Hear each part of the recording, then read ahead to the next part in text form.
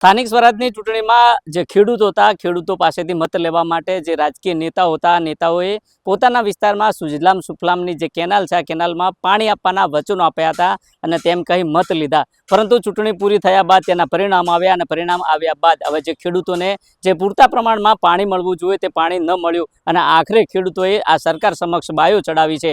તેની વિગતે વાત આ વિડીયોમાં કરવી છે. વૈષ્ણવજન તો તેને કહીએ જે પીડ પરાઈ જાનાને રે.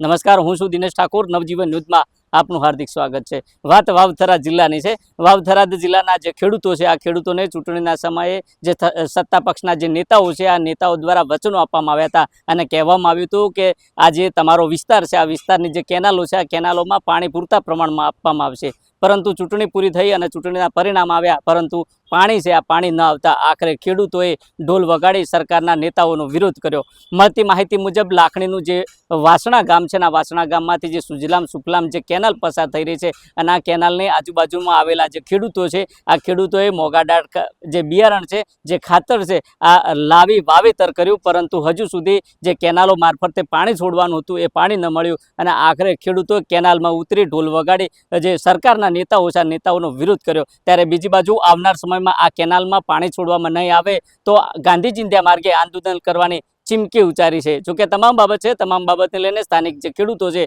આ ખેડૂતો શું કહી રહ્યા છે તે પણ તમે સાંભળો. 11 તારીખે પાણી આપવા માટે જાહેરાત કરેલી હતી. એના અનુસંધાને અમે ખેડૂતો રાહ જોઈ રહ્યા હતા. સરકારશ્રીના અધિકારીઓએ એવું કીધું કે 15 તારીખ તમારી સુજલામ સુફલામાં પાણી ચાલુ થશે, પણ હજી સુધી અમને સુજલામ સુફલામાં પૂરતું પાણી કે બિલકુલ પાણી આપેલું નથી. એના અનુસંધાને ત્યારે વાહણા ખેડૂતો હજારોની સંખ્યાની અંદર ખેડૂતો મળ્યા છે. આ ખેડૂતો સુજલામ સુફલામના વેદનાના ખેડૂતો છે, કારણ કે પાણી વગર અમારે ચાલે એવું નથી. અત્યારે વાવેતરનો સમય છે. એના અનુસંધાને સરકારે પાણીની જાહેરાત કરી હતી, પણ અમને પાણી આપેલું નથી.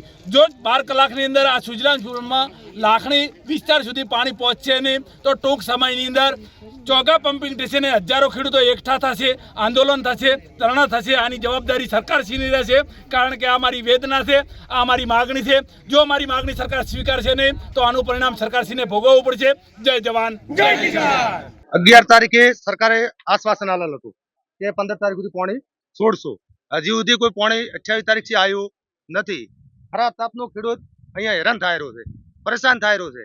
ભાજપના મંત્રીઓ જે બેઠેલા છે એમને કહેવામાં આવ્યા છે કે ખેડૂતે તમને વોટ આલીને ચોટ્યા છે, તો આજે ખેડૂત પરેશાન થાય રહ્યો છે અને હેરાન થાય રહ્યો છે. જો આ અલ્ટિમેટિવ આજ નહીં સ્વીકારો તો આનાથી 5 ગણો અલ્ટિમેટિવ વસ્તી ભેળ થશે ખેડૂત, અને ખેડૂત આંદોલન થશે અને ડેરીએ ઢોલ વગાડવામાં આવશે મળાનું, અને ભાજપ સરકારનો વિરોધ કરવામાં થશે.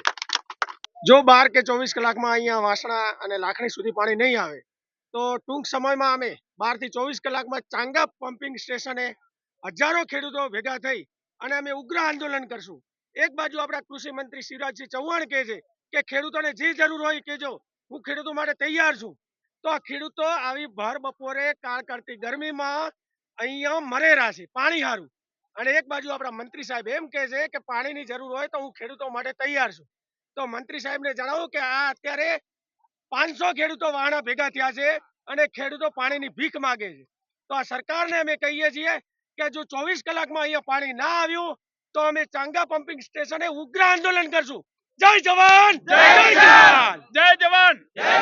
તમે જો તે પ્રકારે ખેડૂતોનું કહેવું છે કે સ્થાનિક સ્વરાજની જે ચૂંટણી હતી, આ ચૂંટણીમાં જે સત્તા પક્ષમાં બેઠેલા જે નેતાઓ છે, નેતાઓ પાણી આપવા માટે, પાણી છોડવા માટે વચનો આપ્યા હતા અને તેમ કહી ખેડૂતો પાસેથી મત લીધા અને મત લીધા બાદ જીત્યા અને પરિણામ પણ આવ્યું. પરંતુ ચૂંટણી પૂરી થયા અને દિવસો વીત્યા, પરંતુ જે કેનાલ છે, કેનાલમાં પાણી નથી આવ્યું. ત્યારે બીજી બાજુ મોંઘવારીના માર વચ્ચે ખેડૂતોએ ખાતર બીજવારા સહિતના જે વાવેતર કર્યા અને વાવેતર કર્યા બાદ આજે પાણી ન મળતા ખેડૂતોમાં આક્રોશ જોવા મળ્યો છે. ખેડૂતોએ સરકારમાં બેઠેલા નેતાઓને ઢોલ વગાડી જગાડવાનો પ્રયાસ કર્યો છે અને કહ્યું છે કે આવનાર સમયમાં આ જે કેનાલ છે, કેનાલમાં પાણી છોડવામાં નહીં આવે તો આ જે નેતાઓ છે, નેતાઓનો વિરોધ કરવામાં આવશે, ગાંધી ચિંધ્યા માર્ગે આંદોલન કરવામાં આવશે. જોઈએ આવનાર સમયમાં સરકારમાં બેઠેલા જે નેતાઓ છે, આ નેતાઓ દ્વારા કેનાલમાં પાણી છોડવામાં આવશે કે નહીં તે તો આવનારો સમય બતાવશે. દિનેશ ઠાકોર, નવજીવન ન્યૂઝ, વાવ થરાદ.